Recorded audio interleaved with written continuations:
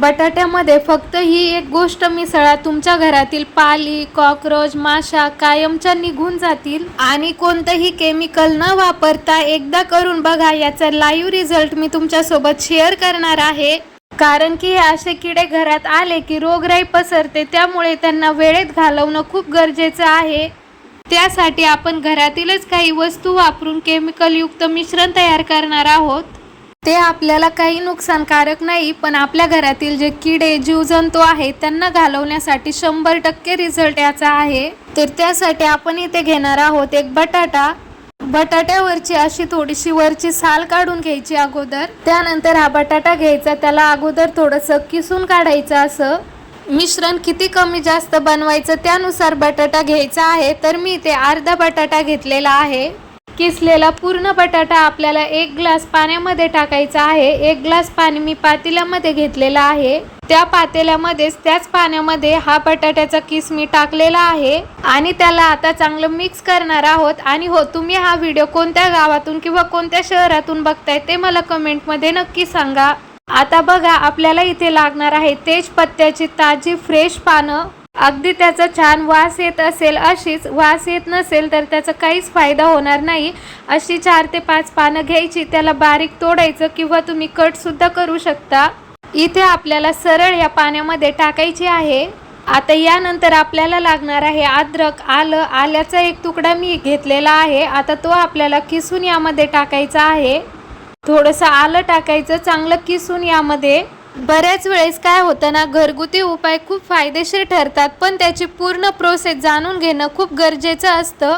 आपण काय करतो, घाईगडबड करतो आणि व्हिडिओ पुढे करून प्रोसेस बघतो, त्यामुळे एखादी स्टेप मिस होते. तर असं करू नका, कारण घरामधील जीवजंतू घालवणं खूप गरजेचं आहे, तेही केमिकल फ्री. आणि यामध्ये पैसे तर जाणारच नाही, त्यामुळे आपल्याला याचा फायदा होणारच आहे. तर त्यानंतर आपल्याला लागणार आहे इथे मिरची. तिखट खूप आहे ही, म्हणून मी घेतली. तुमच्याकडे जर हिरवी मिरची असेल किंवा इतर कोणता तिखट मसाला असेल तर तो घ्या. मिरची पावडर असेल तर ते घ्या, किंवा एखादा तुमच्याकडे तिखट मसाला असेल तर तो सुद्धा तुम्ही घेऊ शकता.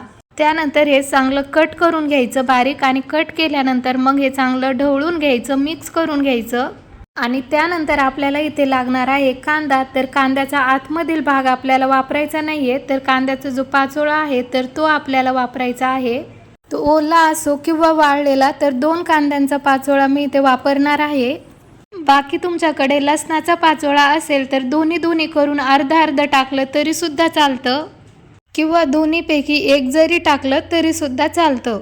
आता कांदाच का वापरायचा, तर तुम्ही बघितलं असेल की कांदा कट करून ठेवला की जेवढा जास्त वेळ कांदा कट करून ठेवला तर तेवढाच जास्त त्याचा उग्र वास येतो आणि तो वास अजूनच स्ट्रॉंग होत जातो. सहसा तो वास जात नाही.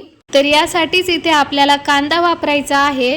तर अशा प्रकारे मी कांद्याचा पाचोळा काढत आहे.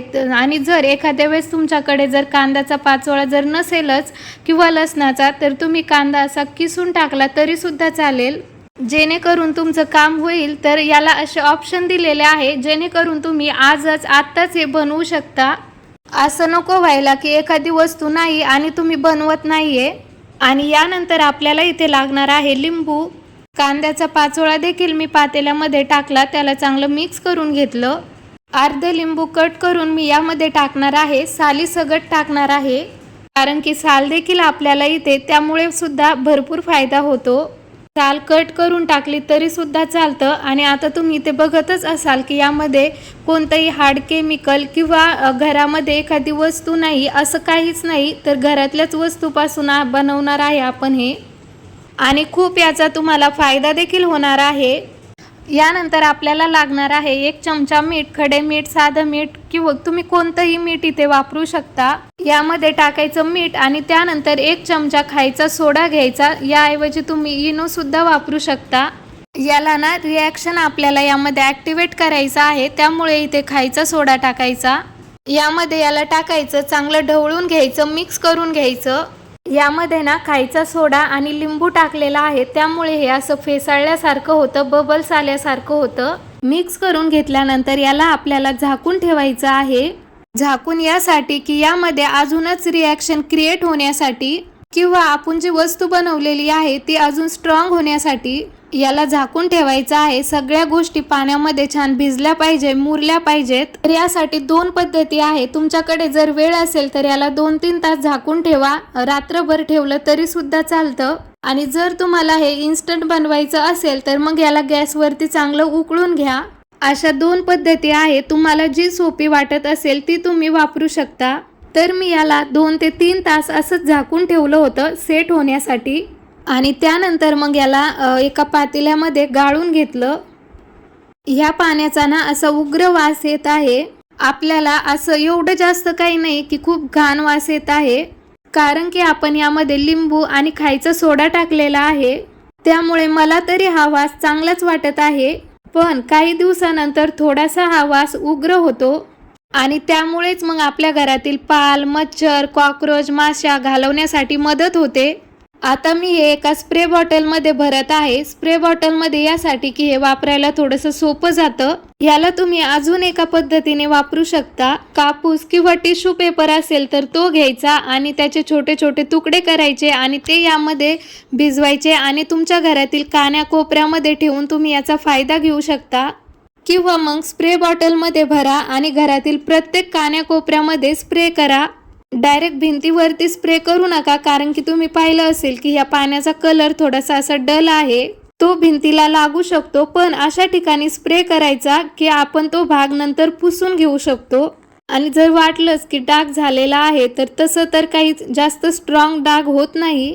जसं की घरातील ओपन एरिया आहे, बाल्कनी, गार्डन एरिया आहे, तर तिथे सुद्धा आपल्याला स्प्रे करायचा आहे. उंदीर कुठून कुठून येतात त्या ठिकाणी आपल्याला स्प्रे करायचा आहे किंवा अडगळीच्या ठिकाणी स्प्रे करून रात्रभर ठेवायचं. सकाळपर्यंत तुम्हाला याचा विजिबल रिझल्ट मिळेल. नक्की करा. आणि तुमचे काही या संबंधी प्रश्न असतील तर नक्की कमेंट बॉक्समध्ये विचारा. आणि जर व्हिडिओ आवडला असेल तर व्हिडिओला लाईक करा, शेअर करा आणि चॅनलवरती जर नवीन असाल तर चॅनलला नक्की सबस्क्राईब करा.